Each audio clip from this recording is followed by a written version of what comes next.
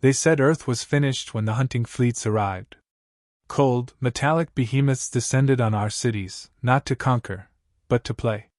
Humanity wasn't an enemy. We were entertainment. To them, we were prey. It started with a signal broadcast across the galaxy. The human preserve is now open. No one could trace its origin, but the meaning was clear. They turned our home into a game board, and we were just targets with heartbeat counters. The first wave hit New York. Not with bombs, but with something worse, invisibility. Thousands vanished. Whole neighborhoods were swept clean by cloaked nets and sonic harvesters. No warnings. No demands. Just one chilling message projected on every screen: run. I was in Detroit when the second wave came. Or what was left of it. The city had already been torn apart by decades of neglect. But this time, we weren't going down quietly. And I wasn't going down at all. My name's Darius. 17. No military training, no prepper stash, no family. Just me, the East Side ruins, and a chip on my shoulder sharp enough to slice steel. The aliens had no idea what they'd stepped into. They came in lightships, silent predators with sails of liquid fire. Hovering above 8 Mile, they scanned for heat signatures. I watched from the top floor of a collapsing parking structure, chewing stale gum and gripping a baseball bat wrapped in copper wire. They hunt movement, I muttered, recalling the broadcasts. Let's give them something to choke on. Most think surviving an alien invasion takes firepower or genius. Sometimes, it just takes knowing your streets. Detroit is a maze of underpasses, wrecked tunnels, and forgotten basements. They called it decay. I called it home field advantage. I moved like smoke, slipping into an old storm drain behind a liquor store. A scout drone passed overhead, letting out a shrill clicking sound, like a camera lens fed up with the view. They underestimated Earth tech. Thought our scrap was junk. But I'd turned a busted microwave into an EMP pulse using a car battery and tips from a conspiracy forum. When the drone hovered too low, I hit the switch. It shorted midair, screeched like a dying hawk, and crashed into the alley. One down. The real prize was what they carried: scouting gear, bio-trackers, plasma mesh. We couldn't build it, but we sure as hell could use it. I stripped the corpse, scanned the weapon, and grinned. Asterisk auto-targeting enabled. Compatible with human synaptic latency. Asterisk. Bingo. I didn't plan to be a hero. I wasn't even planning to survive. But each time I dropped one of their hunters, something changed. The others in hiding started whispering. Sharing. Surviving. Not just in Detroit, word spread. The aliens monitored our networks, but they couldn't decode our slang, our rhythm, our soul. They didn't know what the kid from Detroit really meant. It meant I could rig a car bomb with a toaster. It meant I could hotwire a drone using 2 forks and a street lamp coil. It meant I'd seen worse monsters before these ones even arrived. 1 week in, I had 5 kills in a growing territory. I ran raids from Belle Isle Zoo to the Ambassador Bridge, using tunnels and wrecked transit lines. My team? A retired electrician, 2 sisters who moved like wind across rooftops, and a pit bull named Reggie who barked at cloaked scouts before they got within range. We weren't soldiers. We were furious. Tired of being targets. Tired of being ignored. The aliens adapted. They launched heat seekers and sent drones.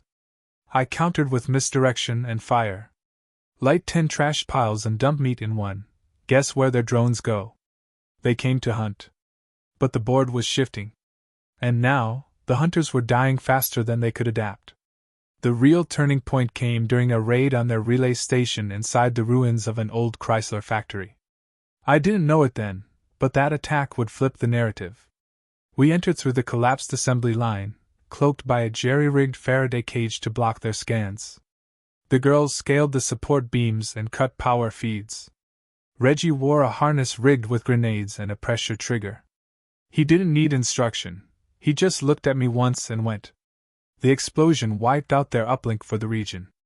Drones dropped from the sky. For 6 hours, the Detroit sector went dark to the alien fleet. In that blackout, we liberated 5 neighborhoods.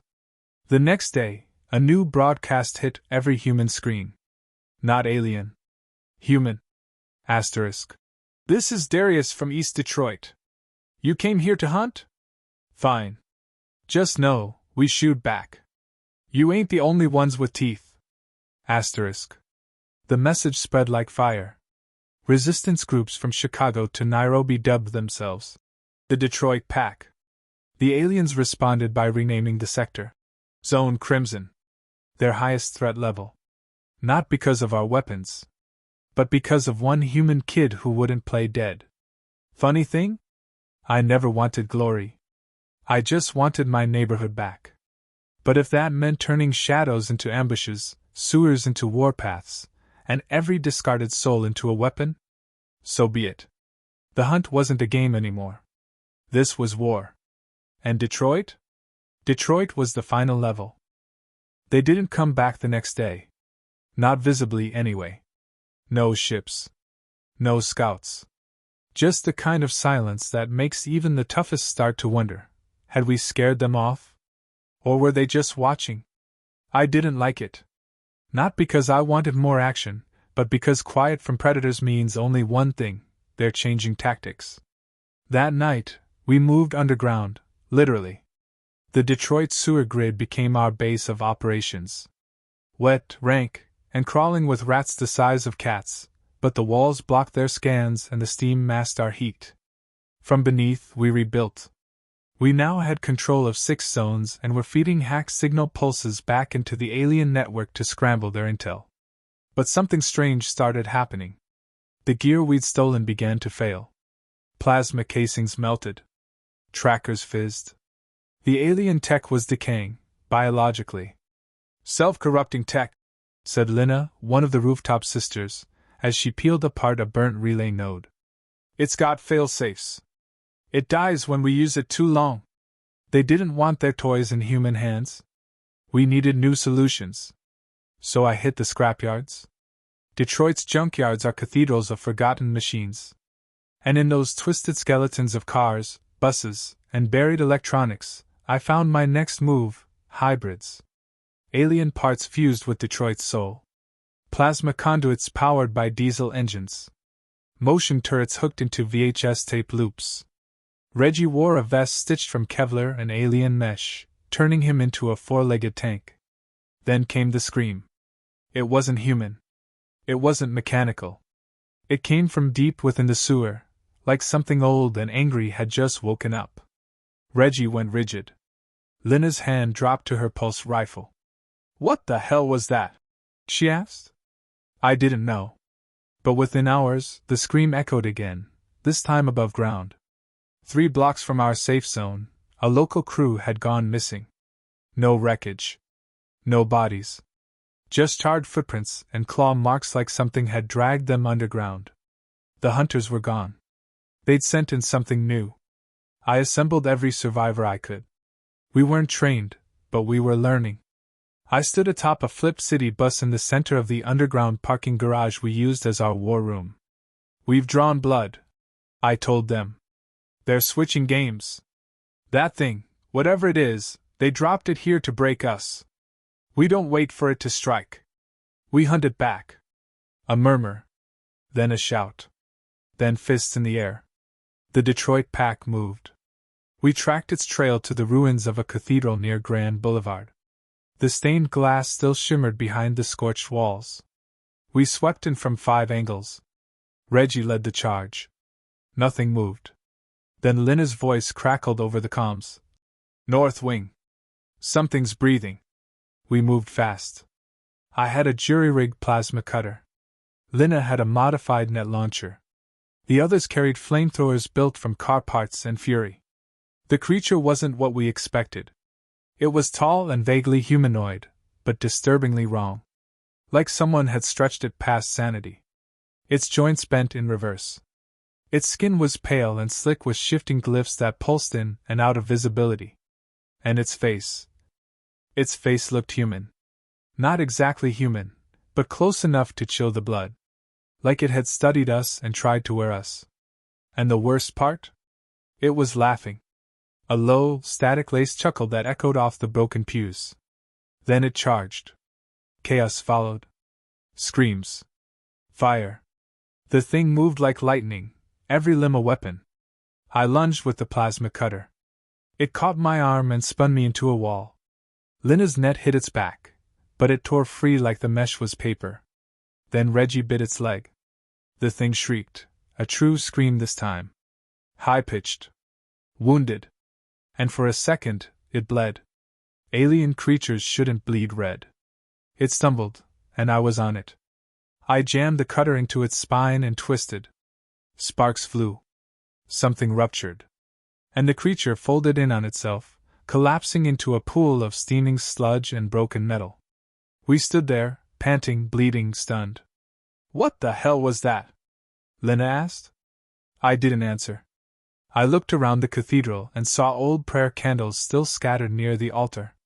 I picked one up, lit it with my torch, and left it burning where the thing had fallen. Not because I believed in saints, but because monsters shouldn't wear our faces. The next day, another inhuman scream echoed, this time from the far west side. There was more than one.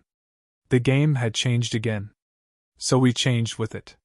We started building decoys, mannequins made of trash and heat coils, scattered through buildings we rigged to collapse. The creatures, Skinners, we called them, learned quickly. But so did we. They weren't just hunting us. They were studying us. Imitating. Evolving. But they'd made one mistake. They thought because we were scattered and scared, we were weak. They didn't realize that rage was a blueprint, and Detroit? Detroit was building an army. They came at night. All of them. Not just one or two like before, this time, dozens. The Skinners moved like liquid shadow across rooftops, slipped through broken windows, slithered through underground cracks. And they came for blood. The first wave hit our fallback near the Greektown ruins. We had set traps, electrified floors, flame pits, mirrored walls to confuse motion sensors. But the Skinners adapted. They didn't stumble into traps. They learned from them. Lena and I were monitoring the upper block with Reggie curled at our feet. Then the camera feeds blinked into static. "Zone 7 just went dark," Lena said, already rising. "Reggie," I called. "On me." We sprinted through the access tunnels, skipping metal rungs and leaping puddles, hearts pounding like war drums. What we found wasn't a battle. It was an execution. 3 of our people lay torn open. Not just dead, dissected. Not like a predator feeding, but like something studying anatomy. And on the wall, drawn in human blood, was a shape. Not letters. A diagram. Our logo, crudely etched. With lines slashed through it. They knew who we were. And they wanted us to know it. Lena paled. "They're not just copying us anymore. They're targeting us." I stared at the bloodied mark and gripped the cutter tighter. "They want war?" I said. "Then we go to war." That night, we struck back. I divided our fighters into teams of 3: bait, flank, burn. We tagged safe houses with graffiti, used rigged subway cars as traps, even broadcast loops of children's laughter in abandoned schools to lure them in. It worked for a while. Then the Skinners adapted again. They whispered to each other in garbled copies of our own voices. My voice. Lena's. Even Reggie's bark. It wasn't mimicry anymore. It was identity theft. They were stealing us, voices, tactics, behaviors, memories. We needed a new playbook. Old man Haskins stepped up. A retired GM engineer, usually silent, busy welding and fixing gear. That night, after reviewing footage of a Skinner tearing through a squad like paper, he spoke up. "They're predicting your movements. You think like a person, they see it coming. So stop thinking like one." We didn't get it at first. Then he revealed his prototype, a converted freight loader, rewired into a battle unit. It didn't mimic humans, it acted randomly. Unreadable. We dropped it into a hotspot near the train yards. Within minutes, 3 Skinners surrounded it, expecting humans. They got a whirling storm of steel. One was torn in half. Another crushed under a dropped engine. The last exploded from its own plasma pack, redirected by a grappling cable. We salvaged what was left, armor fused with skin, bone merged with tech, and glowing memory cores in their heads. Inside those cores, images, audio clips, movement paths. They were building a hive mind. We couldn't just fight them. We had to corrupt what they remembered. Lina and I formed the Blackout team. We hit billboards, broadcast towers, underground antennas. Pumped the airwaves with corrupted data, random voices, false signals, emotional static. We infected their memories. And it worked. For a moment. Their coordination collapsed. They turned on each other. One mistook its own packmate for a decoy and opened fire. It screamed like a child abandoned in the dark. But then came the counterstrike. 2 nights later, they breached the heart of our network, the war room. They slipped past every snare, ignored every decoy. No heat trails. No motion detection. They came for the uplink. The system we used to unify Detroit pack resistance. By the time we arrived, they were already inside. Reggie lunged ahead, barking with fury. He slammed into the lead Skinner. It struck him midair. He hit the wall. Hard. Something inside me snapped. I don't remember pulling the trigger. I just remember the rage. I emptied every mag, tossed my cutter, sprinted in barehanded, and tackled the one that hurt him. We crashed into a power junction. I grabbed exposed wires and jammed them into its chest. It convulsed. And screamed my scream. I didn't stop. Not until its limbs twitched like a puppet cut from its strings. Lina had already dropped 2 more. The others fled into the tunnels. We rushed to Reggie. Still breathing. Barely. You stay with me, pal, I said. No tapping out before the win. We reinforced the core, changed encryptions, split our forces. But I saw the shift. They weren't predators anymore. They were obsessed. With us. With me. And I didn't know why. Not until we caught one alive. We found it deep in the subway, trying to crack a decoy hub. It was injured, missing an arm, half its face scorched. But it didn't flee. It hissed. Not in pain. In recognition. I knelt close. Why me? I asked. It didn't answer. But it raised its hand. And drew something in the ash. A spiral. With a single dot in the center. I understood. They weren't just tracking me. They believed I was their origin. Their mistake. And they wanted to erase it. But that's the thing about mistakes. Sometimes they rewrite the rules. And if I was the glitch in their code, then I was also the shutdown key. The day it ended didn't feel like an ending. No trumpets. No fireworks. Just gray clouds hanging low over Detroit's battered skyline. The wind carried the scent of scorched metal and old rain. But beneath the silence, something had shifted. We were no longer prey. After we discovered I was their origin point, or maybe just the catalyst, they stopped spreading. Stopped hunting. They focused. Obsessed. And then they made one final move. They didn't come in waves this time. Just one unified strike.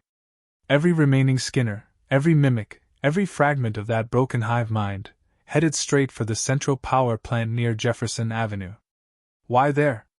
Because we'd moved everything there. Our signals. Our people. Our hope. It wasn't bait. It was a challenge. And they accepted it. We'd fortified the place like a fortress. Abandoned buses stacked into barricades. Car batteries wired into EMP trip lines. Steel shutters welded over every door. On the rooftop, Old Man Haskins had mounted the freight loader mech, newly enhanced with alien shielding and a Detroit diesel roar loud enough to shake bones. I stood at the top of the turbine hall, overlooking it all, gear humming on my back, pulse rifle in one hand, Reggie at my side. Scarred but alive. And angry. They're coming, Lina said beside me. I didn't ask how she knew. We all felt it. Like gravity bending in the wrong direction. And then they were there. Dozens. Maybe hundreds. Skinners poured from rooftops, clawed up broken walls, erupted from sewers. A synchronized tide of claws and static. They didn't scream this time. They sang. A garbled chorus of stolen voices, ours, theirs, all twisted into a war chant that made the ground vibrate. The air itself turned against us. Radios exploded with interference. Lights shattered in flickers of blue fire. Then the fight began. Every corner of the plant lit up. Haskins's mech launched into the horde with a war cry of grinding gears and diesel thunder. Flamethrowers bathed stairwells in fire. Molotovs rained from catwalks. The blackout teams jammed their signal net. And me? I hit the center line. Straight into the swarm. Every move I made they mirrored, but they were out of sync. Our corrupted signals had damaged their coordination. Some twitched. Some collided. One even attacked another by mistake. We pushed the chaos. Lina flanked from the rear while I fried a leaping cluster with my old microwave EMP. Still they came. Until I saw it. One different from the rest. Taller. Untouched. A Skinner with no scars. Its face was blank, until it changed. And became me. Not a mimic. A perfect replica. It stepped forward as the rest withdrew. This was the anchor. The clean code. The version of me they believed was pure. It raised its hand. I raised mine. It charged. We collided like tearing steel. It wasn't stronger or faster. But it was precise. Calculated. And I was chaos. I moved out of rhythm. Fumbled when I should have swung. Lunged when I should have ducked. Because Haskins was right. If you can't be read, you can't be copied. If you can't be copied, you can't be controlled. I grabbed its arm, twisted, pulled the plasma knife, and drove it beneath its chin. It convulsed. And let out my scream. Static exploded through the air. The rest of the Skinners collapsed, clawing at nothing. Then, silence. Real silence. They disintegrated. Ash from a dying fire. No flashes. No flares. Just gone. When the last one faded, I stood amid wreckage. My pulse roared in my ears. Reggie limped to my side. Lina came next, bleeding from a cut above her eye. Did we win? She asked. I looked around. No, I said. We ended it. We spent days checking. Strongholds. Tunnels, towers. Not one Skinner left. But their memory lingered. So we built something new. We didn't just rebuild Detroit, we reimagined it. The pack became architects, engineers, teachers. Veterans trained kids to track drones between algebra classes. MEPs protected neighborhoods. Lights powered by alien tech flickered back to life. And me? I kept the spiral. Burned into steel. Mounted in the square with a plaque. Asterisk. This was the shape of our enemy. It's also the shape of evolution. One became many. Many fell to one. Asterisk. Because they never understood. They hunted humans like prey. But prey that adapts isn't prey for long. We don't need perfection. We need unpredictability. That's what makes us human. That's what makes us dangerous. And now? Now the stars know better.